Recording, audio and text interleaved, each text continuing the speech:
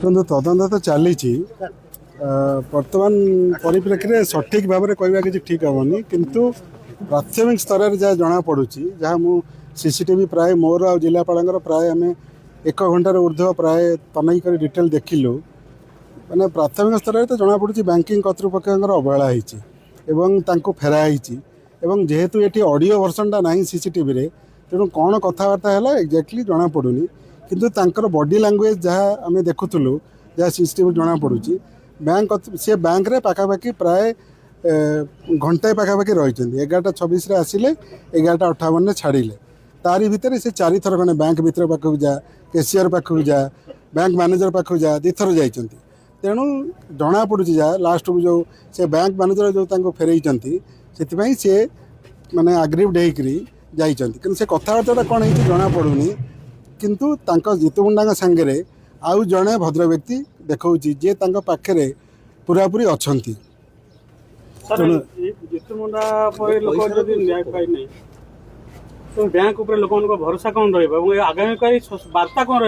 ଏଇଟା ତ ନିହାତି ଭାବରେ ଅତ୍ୟନ୍ତ ଲଜ୍ଜାଜନକ ଘଟଣା ଯେ ଏମିତି ହେଲା ବୋଲି। ଦେଖନ୍ତୁ, ମୁଁ ବି ଆଜି କହୁଥିଲି ଯେ ଆପଣ ATM କାର୍ଡ଼ କାହିଁକି ଦେଉନାହାନ୍ତି।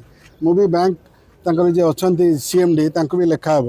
ନର୍ମାଲି ଯଦି ଗୋଟେ ଦିଆଯାଆନ୍ତା ATM କାର୍ଡ଼ ଯେମିତି ଆମକୁ ଦିଆଯାଉଛି, ଆପଣମାନଙ୍କୁ ଦିଆଯାଉଛି, ଗୋଟେ ତାର ଯେକୌଣସି ATM କାର୍ଡ଼ରେ ଉଠେଇ ପାରନ୍ତା, ଏଠିକି ଆସନ୍ତା କାହିଁକି।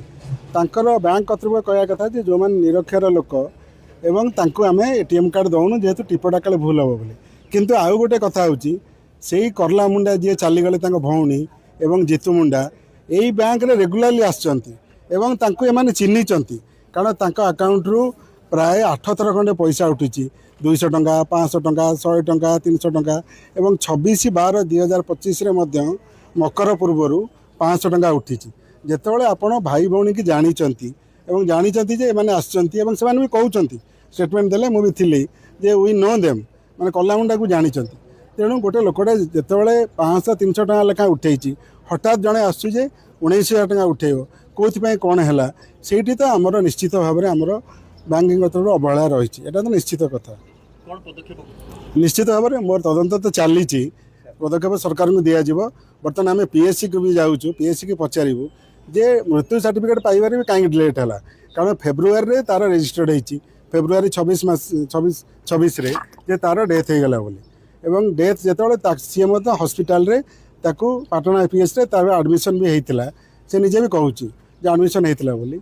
ତେଣୁ ଯେତେବେଳେ ତା'ର ଡେଥ୍ ଫେବୃଆରୀରେ ହେଇଗଲା, ଫେବୃଆରୀ ଗଲା, ମାର୍ଚ୍ଚ ହେଲା, ଏପ୍ରିଲ ହେଲା, ଏ ଇନସିଡେଣ୍ଟ ହେଲା ପରେ କାହିଁକି ଡେଥ୍ ସାର୍ଟିଫିକେଟ୍ଟା ଦିଆହେଲା। ସେଇଟା ମଧ୍ୟ ମୁଁ ବର୍ତ୍ତମାନ PSC ଯିବି, ସେଠି ମଧ୍ୟ ଇନକ୍ୱାରି କରିବି। ଶୁଣନ୍ତୁ, ଆମେ ଯେଉଁ ଆପଣ ଧାରଣା ଦେଉଛନ୍ତି ବା ଯେଉଁ ଯାହା ସାଧାରଣ ଭାବୁଛୁ, ଜିତୁ ମୁଣ୍ଡା ସ୍ପଷ୍ଟ ଭାବରେ କହୁଛନ୍ତି ଯେ ମୁଁ ଯାଇଛି। ତେଣୁ ଏମିତି ମାନେ ନୁହେଁ ଯେ ସେ ପାଠ ପଢ଼ିନି ବୋଲି ତା'ର ବ୍ୟାଙ୍କ ଉପରେ ଧାରଣା ନାହିଁ। କାରଣ ପ୍ରାୟ 8 ଥର ସିଏ ଆସିକରି ତା ଭଉଣୀ ସାଙ୍ଗରେ ପଇସା ଉଠେଇଛନ୍ତି ଏବଂ କାହାକୁ ଦେଖା କରିବାକୁ ପଡ଼ିବ, କିଏ ପଇସା ଉଠେଇକରି ଦେବ, ସମସ୍ତ ବାବଦରେ ମଧ୍ୟ ଜିତୁ ମୁଣ୍ଡାର ଜ୍ଞାନ ଅଛି ଏବଂ ଏମାନେ ମଧ୍ୟ ଜାଣିଛନ୍ତି। ତେଣୁ ଅବହେଳା ତ ନିଶ୍ଚୟ ରହିଛି, ସେଇଟା ତଦନ୍ତରେ ଜଣାପଡ଼ିବ। ନିଶ୍ଚିତ ଭାବରେ କାର୍ଯ୍ୟାନୁଷ୍ଠାନ ନିଆଯିବ, ଦୃଢ଼ କାର୍ଯ୍ୟାନୁଷ୍ଠାନ ନିଆଯିବ। ସେଇଟା ମଧ୍ୟ ମୁଁ ପୁଲିସର ତଦନ୍ତ କରିଛି ଏବଂ ସେଇଟା ମଧ୍ୟ ଅବହେଳା ରହିଛି। ପୁଲିସର ଯାହା ମନ୍ତବ୍ୟ ହେଲା ସେଇଟା ମଧ୍ୟ ମୁଁ ଶୁଣିଲି, ସେଇଟା ମଧ୍ୟ ସରକାରଙ୍କୁ ଜଣାହେବ। ସେଇଟା ନିହାତି ଭାବରେ ଖରାପ ଜିନିଷ ଯେ ଯେତେବେଳେ ଆମେ ଗୋଟେ ପୋଷ୍ଟମର୍ଟମ୍ ଧର ହେଉଛି ବା ଅଲଗା କିଛି ଡେଥ୍ ହେଇଗଲା, ସବୁବେଳେ ଆମ ପୁଲିସ ଗାଡ଼ିରେ ସେଇଟା ବୁହାଇକି ଆସେ, ହସ୍ପିଟାଲକୁ ନିଆ ହେଇଯାଏ। ଯେତେବେଳେ ଆମେ ଦେଖିଲୁଣି ଯେ ସେ ଲୋକଟା ନେଇକି ଆସିଛି ଏବଂ ଆମେ ଜାଣିଲୁଣି ଯେ ଆମ ସାମ୍ନାରେ ସେଇଟା ଅଛି ବୋଲି, ତେଣୁ ତାକୁ ତ ଗୋଟେ ଗାଡ଼ିରେ ଫୋନ୍ କରି ନିଆହେବାର ଥିଲା। ସେଇଟା ନିଶ୍ଚିତ ଭାବରେ ଭୁଲ ହେଇଛି। ସେଇଟା ତ ତାପରେ ତ ନିଶ୍ଚିତ ଭାବରେ ଇନକ୍ୱାରି ମୁଁ ତ ନିଜେ କରୁଛି, କାର୍ଯ୍ୟାନୁଷ୍ଠାନ ତ ନିଶ୍ଚିତ ନିଆଯିବ।